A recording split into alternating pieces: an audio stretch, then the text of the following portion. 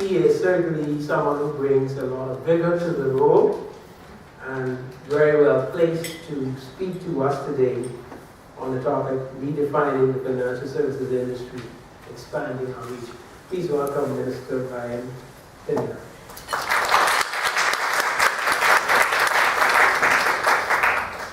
Thanks, Dave. Good morning. How are we doing this morning? Great. Oh, that's good.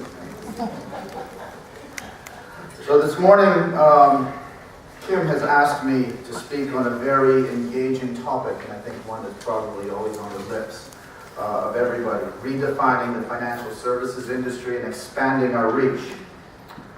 Essentially, this means, I've been asked to speak on what are the strategies for winning in an ever-changing and ever-evolving industry, what we call the financial services industry. Certainly this is a tall task, but I think we can all agree this is a relevant topic going forward. We sit here in the presence of many outside influences that affect not only the growth prospects of the financial services industry, but in some instances can affect the viability of our financial services industry. And many would be concerned the viability of their careers within the financial services industry. We have witnessed over the years fallout from unique pressures being placed on Swiss banking institutions. We have seen the evolution of international best practices evolve from transparency and money laundering and now moving towards international best practices in automatic exchange of information. We have seen consolidation of financial institutions. In this region, we have seen realignments of activities and operations of financial institutions. And we've seen the public in the political admonishing of products and structures that are a part of our financial services industry in this region. So in the face of all of this, many international financial centers are being forced to reassess their positions, reassess their products, their service offerings, and try to position their respective jurisdiction and industries for growth in an ever-evolving and ever-intimidating atmosphere. We've had to evaluate how we are going to establish our reach, and as the topic says, how we are going to redefine our financial services industry.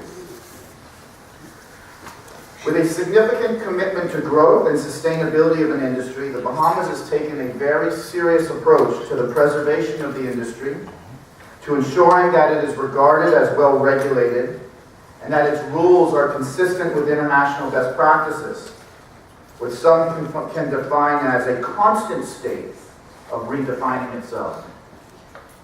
The natural question then that I would like to address today, in the context of this conference, focused on exploring possibilities and redefining the future, is what does a small country like the Bahamas, in the global environment, do to ensure that it not only survives in the changing and challenging atmosphere of financial services, but that it thrives and that it grows and causes more opportunities for you right here in this room. I personally believe that despite the fast-paced and revolutionary changes in international global standards in our industry, there are opportunities and clear avenues for growth. I also believe that a jurisdiction and an industry needs to have 5 key elements in order to ensure and define success. 5 factors that are relevant to redefining our industry and expanding our reach. These 5 ingredients include 1, independence and sovereignty. 2, diversity of offerings and promoting substance over form. 3, a sound regulation and reputation. 4, new product and geographic market development. And 5, sustained engagement. As you would suspect, I would proclaim and believe that the Bahamas has all 5 of these and has the ingredients for success and growth in this challenging international environment we call financial services. The Bahamas as an independent financial center. Today, in an environment that seems to be plagued with volatility and unpredictability, The independence and the sovereignty of the financial center provides international clients with what is needed to mitigate political risk that seems to be the single most significant risk for international investors and clientele today. What do I mean when I say political risk?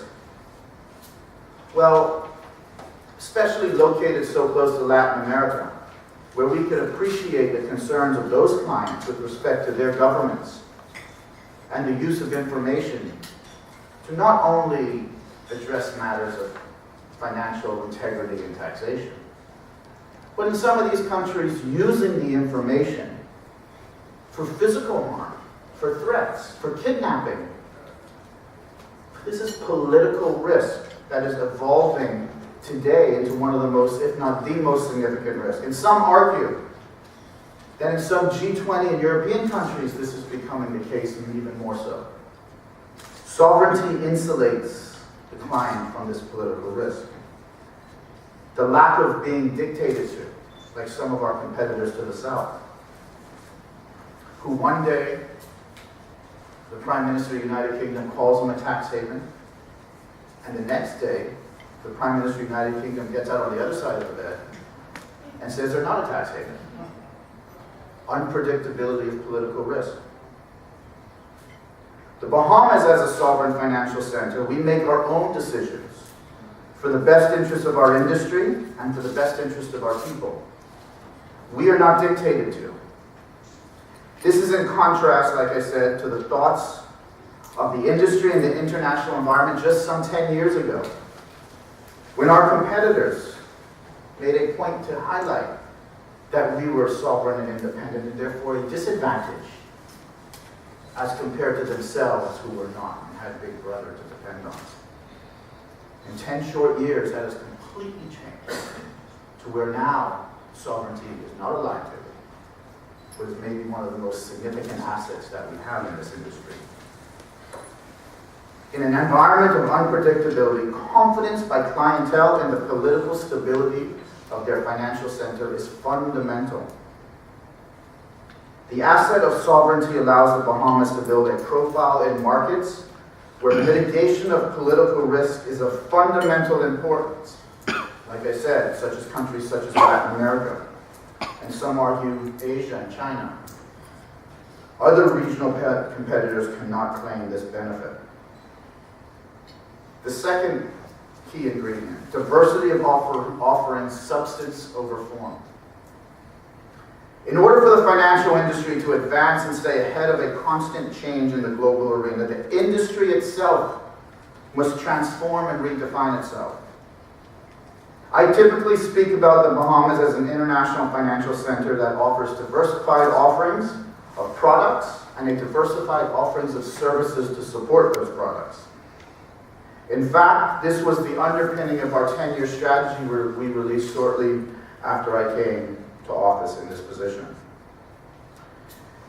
Many would also like to hear me opine that there are limited prospects for financial centers that are generally built around being a commodity jurisdiction, focused on a single product and how many of those products or structures they can sell in the international marketplace. Just a commodity. We have seen the international attack and the name and shame game in recent years with a motivation to bringing down and dismantling these commodity jurisdictions. Having financial centers that are full service offerings or diversified offerings is imperative to preservation and fundamental to growth. Having a focus on not only a wide range of product offerings is important, but so is having the service providers to support the elements in the industry. Ultimately, the goal of attracting physical presence operations, both from the commercial side but also the client side, is fundamental. Attracting a wide range of products, services, and physical presence business operations demonstrates substance, it demonstrates credibility, it demonstrates that you are a business center, providing a platform that has a business purpose. What we do in the Bahamas is pride ourselves on what is the most diversified operating entities in all sectors of the financial services industry. If you think about it, we have operating banks for sure. We have investment advisors. We have trust companies, family offices, fund administrators, and now we've launched into captive insurance managers. All of these operating companies on the ground in the Bahamas in diversified segments of the industry itself demonstrates the credibility and substance of our industry here in the Bahamas. It's proof that we are a legitimate and credible trade and services jurisdiction. When you think about trade, you think about trade in goods. But what you do not think about is trade in services. And interesting enough, if you look at the numbers from the Department of Statistics, certainly there's a trade imbalance when it comes to goods. But when you add trade and services, it's almost a net zero trade balance for the country. Something very interesting. And we are a legitimate physical presence trade and services business center, which demonstrates credibility to what you are.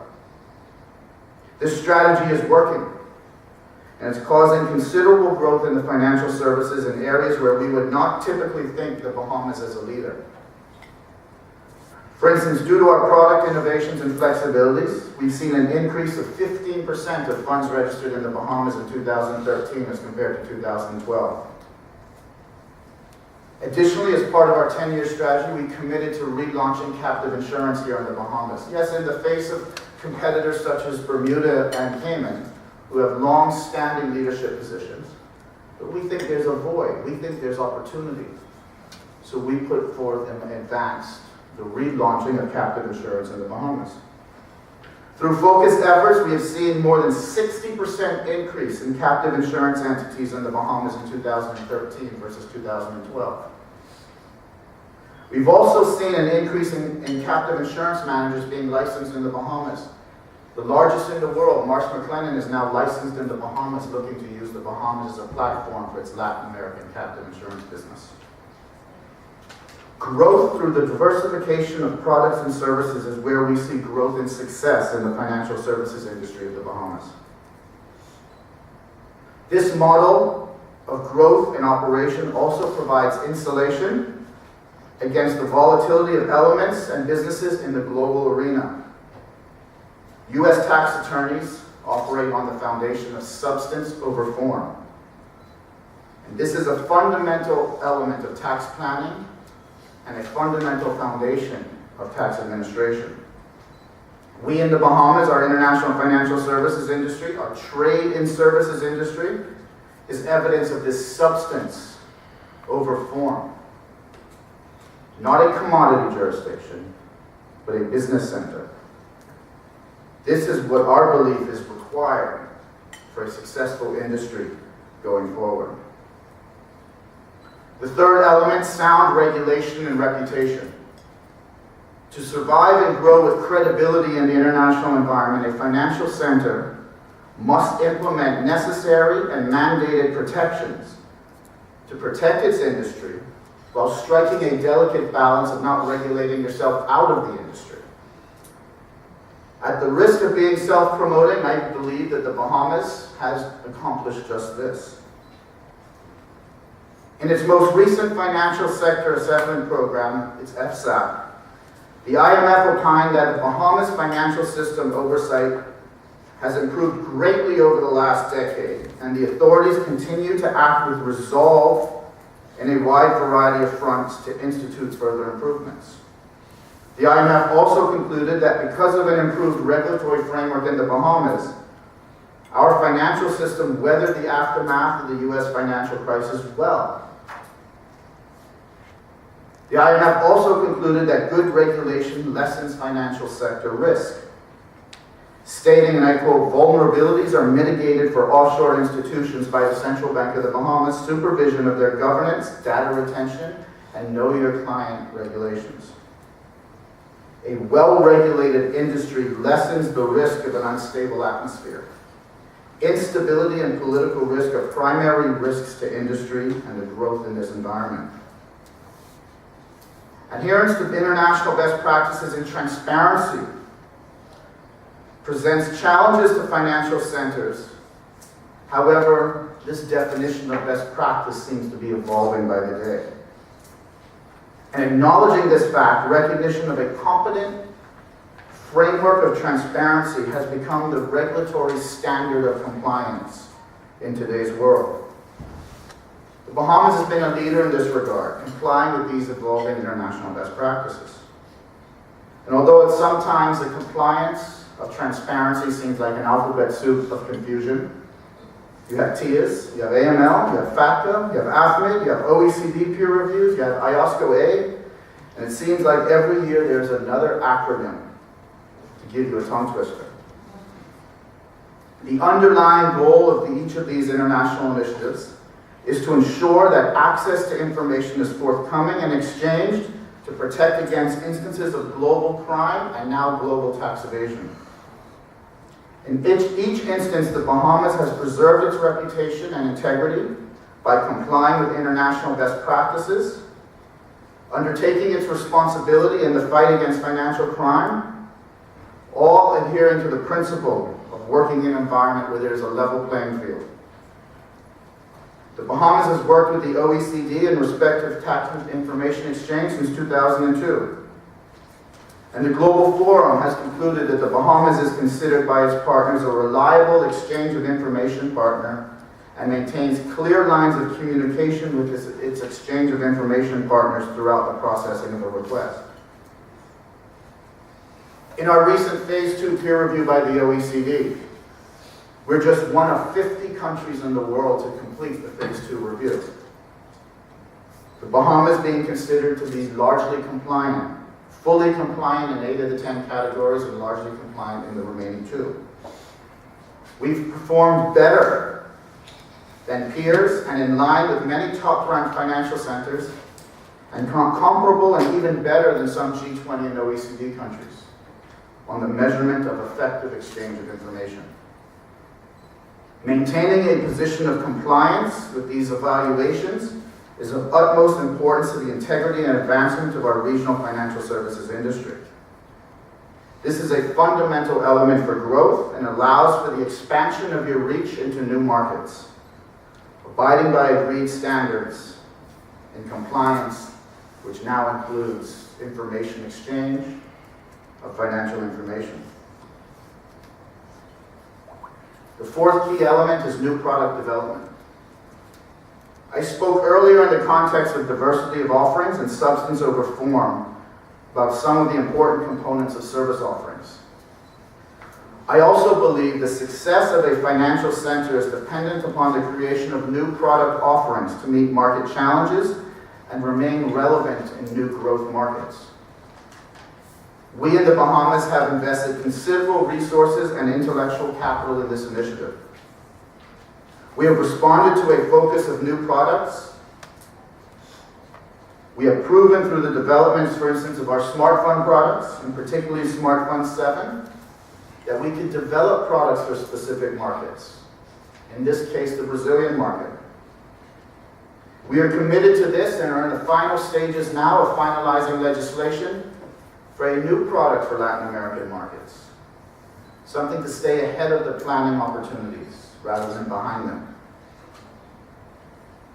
We in the Bahamas, due to our sovereignty, due to our well-regulated environment, and due to our innovation and substance, has committed ourselves to a framework of immigration reform as a product to encourage physical presence and tax residency in the Bahamas.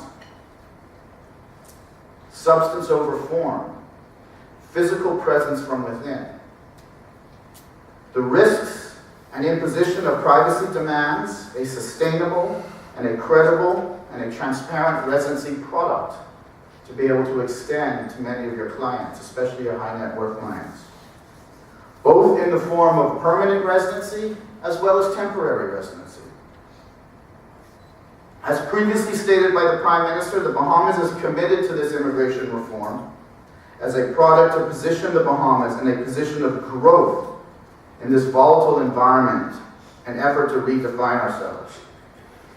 We believe a framework for residency based upon the acquisition of property or the operations of a business, coupled with the tax certification, a new concept here in the Bahamas, that will be based on the number of days you spend here in the Bahamas, is the most ideal framework for growth and strategy to expand our reach. Let me tell you why I believe this. We are in the face now of dealing with automatic exchange on a multilateral and global basis, a mandate of the OECD. Taking FATCA global. So how do we position the Bahamas to take advantage, to not be in a vulnerable position, to taking a position of growth? Well, unlike FATCA, the OECD standards based information exchange upon residency and tax residency. If you are effective in creating residency products that are legitimized by tax residency, that are recognized internationally, now you have an offering in the face of a volatile and changing environment of information exchange to bring clientele to the Bahamas. Because once a tax resident of the Bahamas, you're outside the scope of an automatic exchange initiative, legitimately. And then once you bring those clients to the Bahamas, you have them captive. You have their assets captive. You could service them in a number of different areas. And not only that, they can add to the economic development of this country. Think of names such as Templeton, such as Joe Louis, such as Sarkis Israelian, all who came to the Bahamas based upon tax residency initiatives for their specific family planning, and all who have injected billions of dollars into the economic landscape of our country. And all who are economic engines unto themselves, creating opportunities for Bahamians within the financial services and other industries. But it's all about creating now transparent products and strategies ahead of the global game that's changing, to attract clients and provide products who will then add to the successive economic development of their country. That's where new product innovation and responding to global markets is a key factor of growth in this industry. One must, through new product development and refinement, create opportunity out of these changing environments, and do so in a nimble and an innovative fashion, redefining our industry in response to the changing international environment in which we live. The fifth element to success is sustained engagement. Sustained engagement in the form of where these new initiatives are developed. Through sustained engagement as a financial center, you can advance initiatives favorable to your industry development. It would certainly be naive for one to think that engagement can stop one of these international initiatives. However, I think it logical and likely that sustained development can cause for the method of implementation of these international initiatives to be done in a way that is favorable to your industry, and cause for a financial center to create opportunities for growth, and to not only redefine itself, but help define the application and the implementation of these initiatives to your industry. And yes, I support direct and fact-based engagement. You know me, I got a hard mouth. But that engagement should not be combative, nor should it be confrontational. The end goal of sustained engagement should be to ensure that the voice of the jurisdictions that are doing the business that is affected by the change in standards is heard. After all, it is our business that is threatened, not theirs. The Bahamas, through sustained engagement, has demonstrated success for industry. And through sustained engagement in the OECD process, we will advocate for the opportunities and the benefits for our country through the implementation of the evolution of the global standards on information exchange. An example of accomplishment through sustained engagement can be found in the Bahamas negotiations with the United States on matters related to FATCA and what will be found in our IGA. Last year, we identified what we described as an unintended consequence of FATCA and the regulations that had serious ramifications to what might be one of our most significant businesses in the financial services industry, our trust administration business. The regulations were interpreted to cause for trusts who had a commercial trustee to have to be registered, the trust itself to have to be registered as an FFI, foreign financial institution, regardless if it had a U.S. interest or not. Now, those of you who have been in the trust business for some time would know that there's been a global move for some 20 years now to create a trust registry. We presented our case on a sustained manner based on law and logic to the United States government. We argued that this registration process for trust was beyond the scope of FATCA. We told them that we believed, and our industry believed, that the United States was trying to backdoor a trust registry, something our industry did not support. Because remember, once you register as an FFI, that information is public. Now it is a public trust registry. And we do not endorse that. And we likewise made the argument that even though this was outside the scope of FATCA, an unintended consequence was a trust registry, it also put the lives of thousands of our clients at risk. Remember the discussion about political risk. Now imagine having all of our clients who have trusts have that information in the public domain. Unrelated to tax administration, but related to the political risk to our clientele. The families and the lives of thousands of our clients could be threatened. Based on engagement and logical argument, the United States agreed, and we negotiated a sponsored exemption for trusts, whereby if sponsored, they would not have to be registered and there would not be a public listing of trusts. Through sustained engagement by the Bahamas government on that matter. Certainly this was a significant achievement and proof that even a small country, even a small financial center, against the largest countries in the world, can put forth arguments based on logic and fact through engagement where we come out better than we went in. So the Bahamas is committed to having sustained and direct engagement on the development and the implementation of the OEC standard on automatic exchange of financial account information.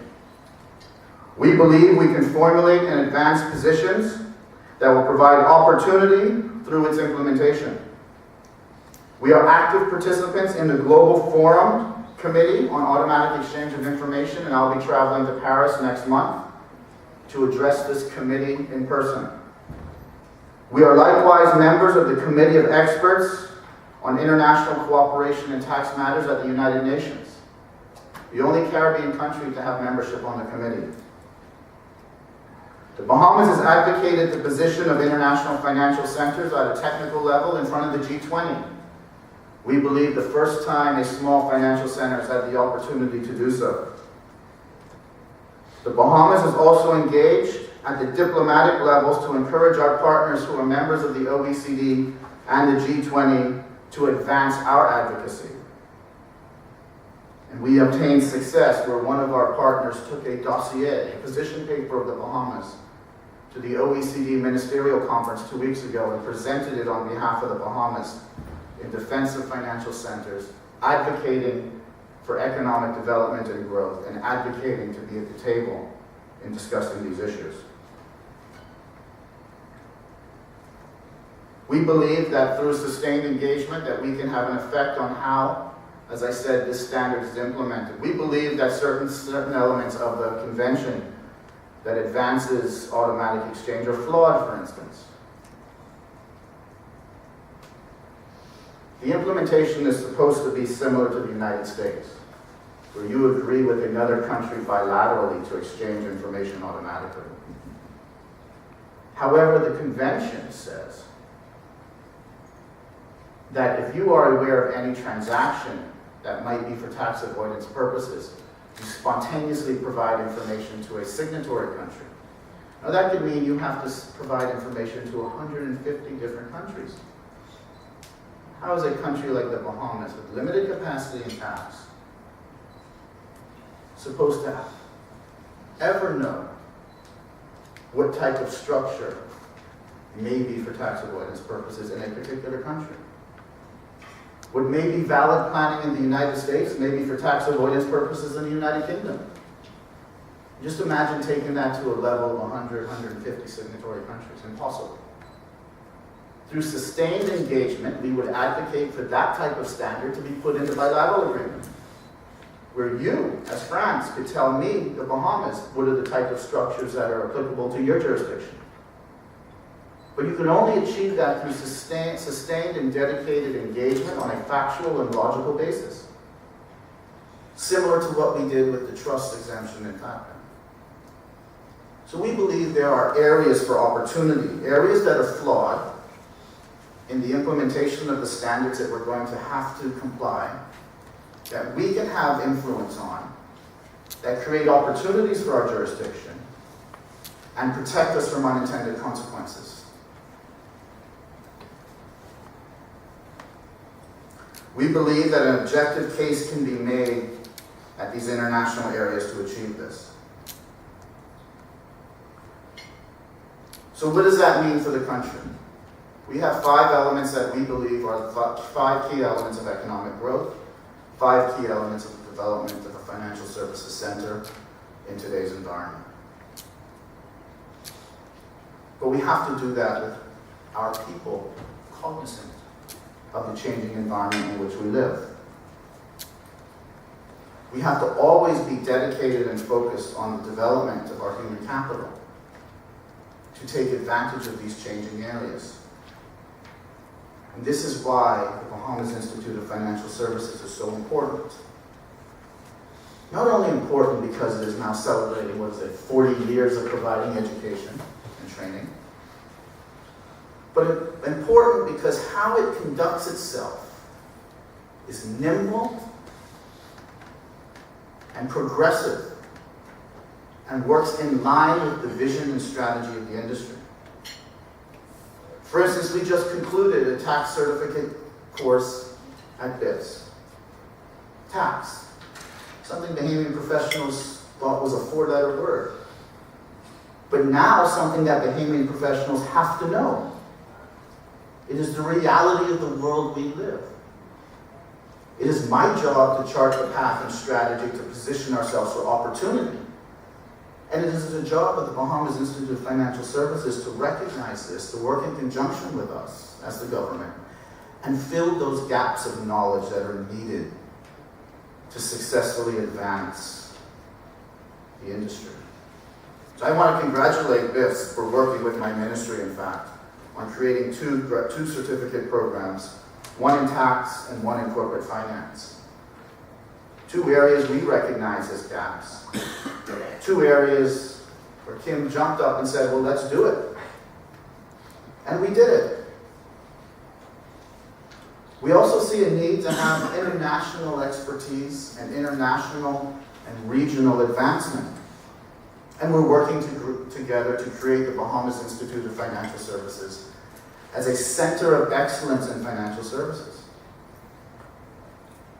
where we bring and we ensure that the capacity and the technical offerings are available on a wide-scale international level here in the Bahamas to ensure that professionals are prepared for the advancement of the country and the industry in this ever-changing environment. It's something of absolute necessity. We shouldn't live in fear, but we should live in opportunity. You can only live in opportunity by ensuring you chart the course for the industry and you prepare yourself to take advantage of it. So I want to congratulate all of you that are here today, and I want you to continue to lend your support behind Kim and the Bahamas Institute. The government of the Bahamas absolutely lends its support and looks to advance it as a center of excellence on the international level to ensure that our professionals are prepared in every avenue we believe is the way to go. For instance, I want Kim now, and I haven't told her, to offer a proper certificate program in captive insurance. We've been out of the game for 30 years. The fact of the matter is we could advance it and we could look to develop it, but we do not have the trained professionals because we've been out of the game. We are now in the game, and in the game in a big way. And we have to provide opportunities for our people to take advantage of that shift. Always being nimble, always being progressive, and always working in conjunction between the government, the industry, and the educational institutions that build our human capital. That's how we survive. So I can chart the 5-point program all I want. If I don't have the investment of you, the professionals in the industry, in yourselves, and the cooperation of the institutes like the Bahamas Institute of Financial Services, it's all for naught. So I want to congratulate you and encourage you to keep focused, keep dedicated, and to keep looking at a vision of opportunity rather than running and being scared of threats. Bahamas has done well. The Bahamas is evolving. And we will remain the preeminent international financial center in the world. Thank you very much. And have a great day.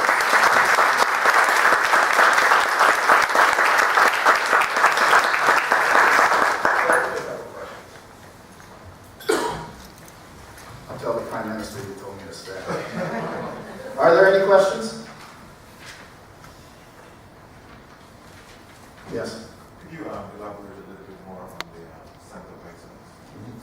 So we have been advancing the concept of the Center of Excellence in partnership with the Bahamas Institute of Financial Services. And we want to do it regionally to start and then global.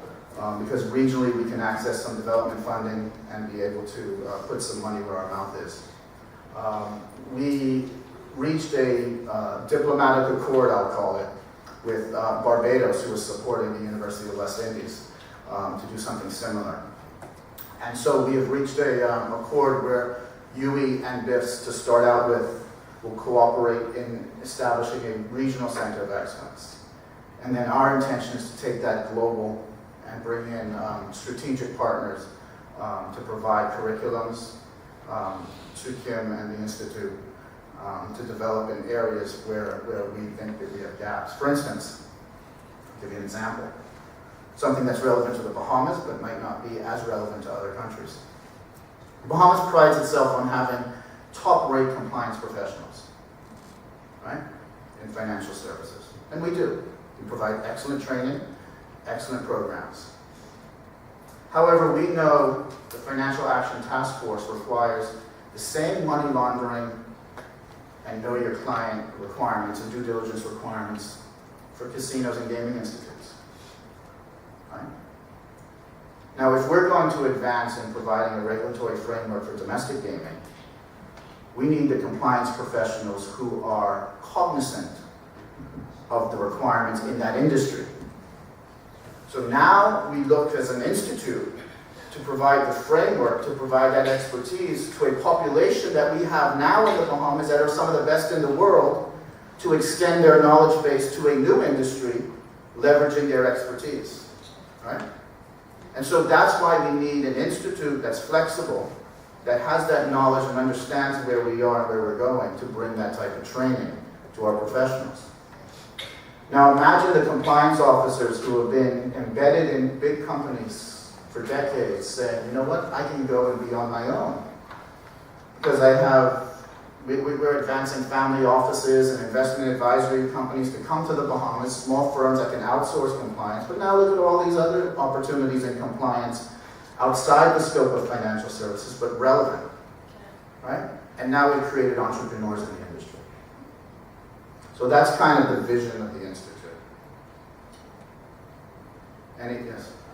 Mr. You spoke somewhat about the residency issue. Some may argue that you almost want to put a price tag on residency. Can you speak Well, how we envision it, certainly you have the residency option of purchasing a home for $500,000. That will remain, and we will make it more transparent, reiterate that policy. We believe that if you come and invest in a business that employs behaviors consistent with the National Investment Policy, and you have a finite amount of capital in the business, you likewise should be have an opportunity for permanent residency with the right to work in your own business, right? And that will be prescribed capital. We also believe, for instance, I believe, we'll see if we believe as the government, but I believe that there needs to be an introductory form of residency. So for instance, if your client comes and, let's say, purchases a 5-year $1 million government bond, no interest, US dollar, maybe you get a 5-year residency permit, right? One-time 5-year permit, you could decide after that if you want to go for permanent residency or not. So let's say you're now here in the Bahamas and you need a tax certificate for your tax planning. You're here 100 days, and that's the criteria. But we now have a tax, because it's a tax certificate. You have to pay a tax to get the tax certificate and be here legally as a resident for 100 days. So there are distinct revenue opportunities within residency programs that, one, legitimize the program, but also provide necessary influx of government revenues that are needed and are consistent with international benchmarks. So yes. Are there other markets that are considering the same concept? Well, there are other markets that go much further, right? We will not go that far. There are markets to the south that are selling citizenships for $250,000. No, we're not. We're not going to do that. We're not going to do that. Remember what I said about commoditizing the jurisdiction? Yeah. Yeah. Yeah. Residency issue. It's not the same, it's more. No, that's citizenship. Our laws in the Bahamas are as follows, and the government of the Bahamas has no intention on changing the laws. The laws in the Bahamas are as follows. To be able to apply for citizenship in the Bahamas, you have to have lived in the Bahamas 7 years out of the previous 10, and during the last year before application. So the bare minimum 7 years residency is required before you can apply for citizenship, at the bare minimum. There's no intention of changing that law. Yes. What is the government planning to do in captive insurance to attract customers to, not to go to the other jurisdiction? So there's a couple key elements. One is you have to have managers here of international acclaim to bring legitimacy to your industry. So convincing Marsh McLennan to license in the Bahamas was a significant event for the Bahamas and captive insurance. They're looking to develop the Bahamas as a platform for Latin America. Why? Because our sovereignty eliminates political risk, and our profile in Latin America is very strong. Right? So that's what they're looking for. We have a few private banks that are saying, you know what? We have all of this capital in our institutions. How can we create captive products that are consistent with wealth planning for our clients? Whether it be life insurance captives or some of the captives, and some of the clients are actually business persons who can have insurable risk. So we have institutions also looking at one of our leverage points, which is we're private wealth jurisdiction. We have a lot of capital here in our institutions. And how do we now translate that into captive? And so I had a meeting with one of the banks last week that's looking to do exactly that.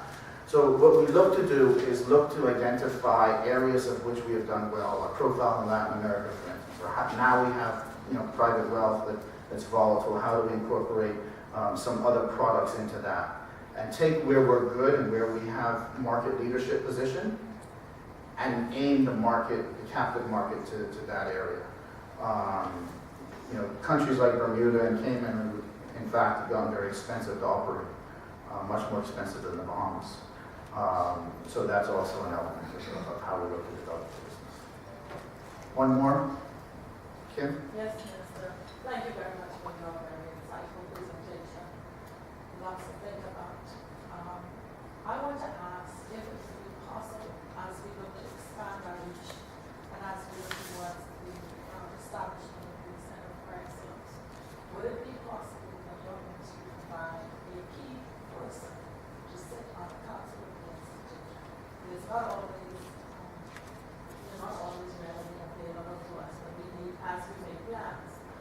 to move forward with the RA. Would you be open to that? Certainly, absolutely. You know, I would be, July, August. I'd be happy. See, Kim knows I cannot say no to her. Not only because she's head of the institute, but Kim lives in the constituency of Elizabeth. So she knows that when she asks her member of parliament, he can't say no. So certainly, Kim, your wish is my command. Thank you very much. I appreciate it.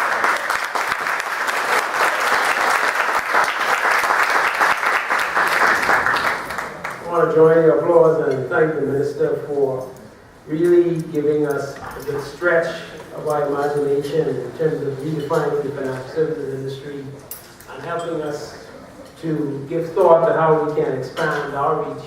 And I think he hit on so many of the right points. There's very little to add, particularly at the end when he weaved in how the Institute and its activities can really assist each of us in that particular endeavor in terms of providing the training and development.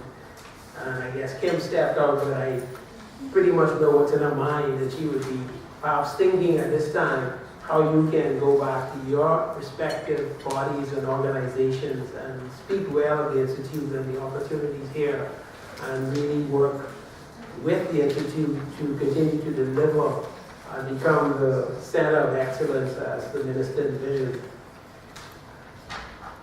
I'm not going to take any questions, but we're pretty much done with this particular session. The next session is at 10:45, and that's entitled Understanding the New Factor Regulations. So I imagine we can take a break until that particular time, and you can enjoy coffee and questions.